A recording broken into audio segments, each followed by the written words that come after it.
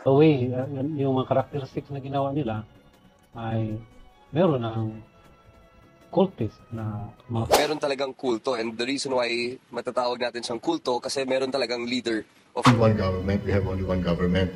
And as far as pagdating naman sa police force, we have one national police force. So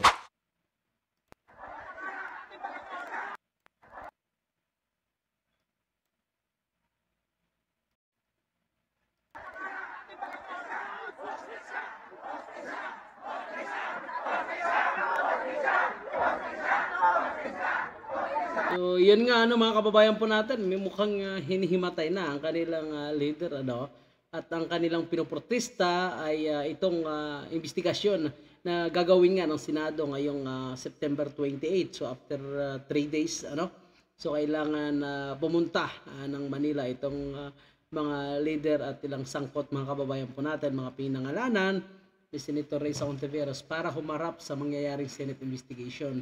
At tayo nga sa NBI ay, yun nga, may nakikita silang talagang mayroong anomalya dyan sa kapihan.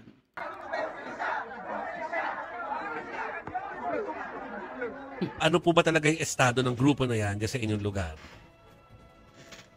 ang grupo pong yan ay dati sila ay tinitingala bilang peace-loving na organization na nag-practice ng bayanihan way of life, katulad din ng mga ibang people's organization dito.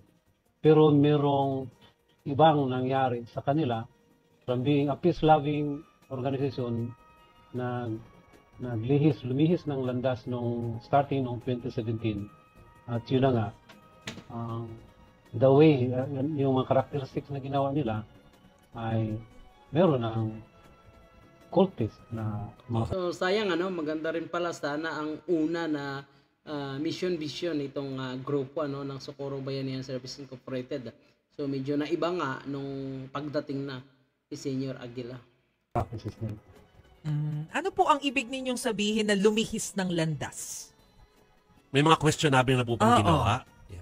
Yes, kasi starting 2017, nalaman na lang namin na meron na silang ginugroup na bata, 17 years old nung taon na yun, na ginugroup na parang mag-assume as a reincarnation ng Senyor Santo Niño. Kaya Malupit din itong grupo na ito mga kababayan po natin So nag-create sila ng kanilang sariling Panginoon. So imagine mo kahit magkakapatid mga kababayan po natin.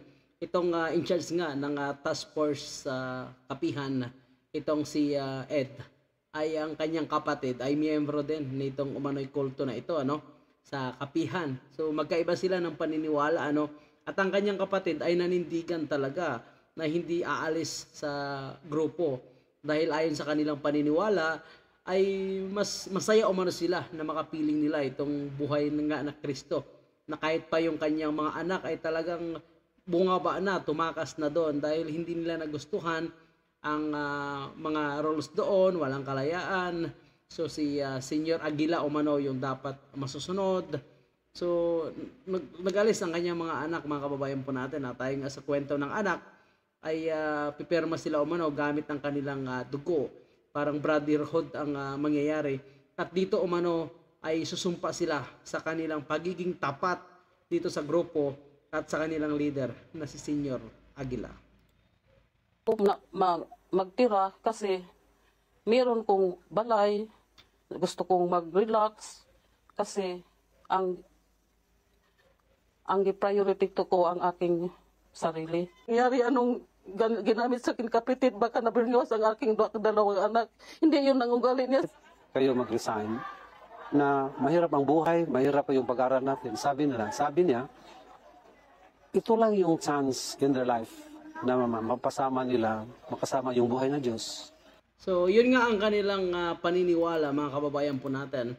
Yun lang umano yung pinakadahilan para makasama nila yung buhay na Diyos. Kahit itong si Leah, itong anak ng kapatid nga ni Ed, na umano ay matagal din sila doon, pero mas pinili nilang tumakas dahil nga sa nahalata nila, nalaman nila na yung ideolohiya na kanilang pinapaniwalaan, ang grupong ito ay hindi maganda ang purpose. At na-find out din ng NBI na talagang may anomalya umano sa grupong ito. Kaya ang hamon nga ng NBI, ulitin po natin, ay patunayan nila na mali itong allegation laban sa kanila. Lalong-lalo na may mga testigong mga bata na umano'y minulistya, ginahasa umano nitong leader na si Senyor Aguila.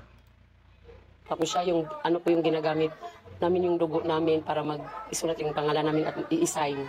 Mga handwritten na testimony itong mga bata prior to the giving of their affidavit. So cluster na parang kayo magiging security ng compound. In the testimonies of the minors, meron silang nabanggit na merong cluster fetus kung saan sila nakasama at yung iba naman ay nando sa cluster erbium. At to what extent o ano ang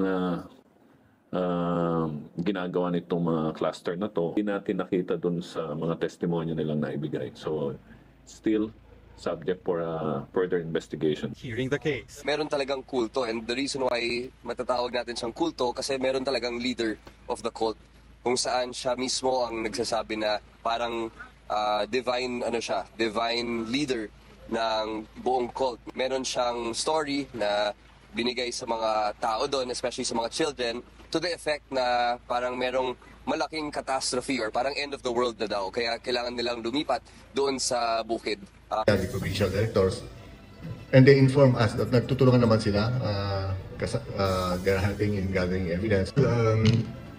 Yung may sariling batas, may sariling parang gobyerno, for us, especially in the eyes of the PNP, So, yun nga mga kababayan po natin, may sarili silang batas, sariling gobyerno, yung gupit, pareho, yung damit, dapat ganito lang, yung buhok ng babae, dapat ganito, hindi pwedeng mahaba.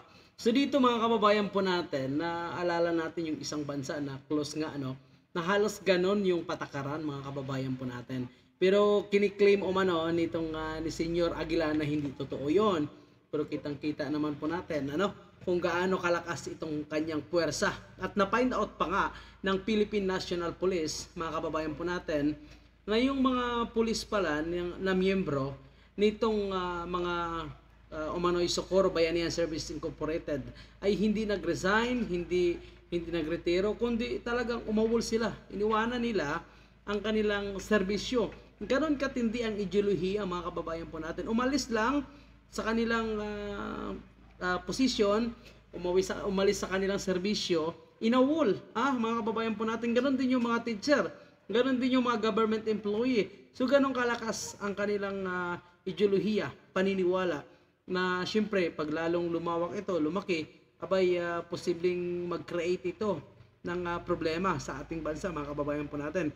Ngayon pa nga lang, kung makikita natin ang kanilang pagpuprotesta, napakasulido at buo ang kanilang suporta dito sa kanilang leader, mga kababayan po natin. So ngayon ay sinisikap umano ng Philippine National Police na talagang imbestigahan ito at alamin kung itong mga pulis na ito, sila nga ba yung nagtuturo ng umano'y self-defense, paghahanda sa umano'y sinasabing disaster.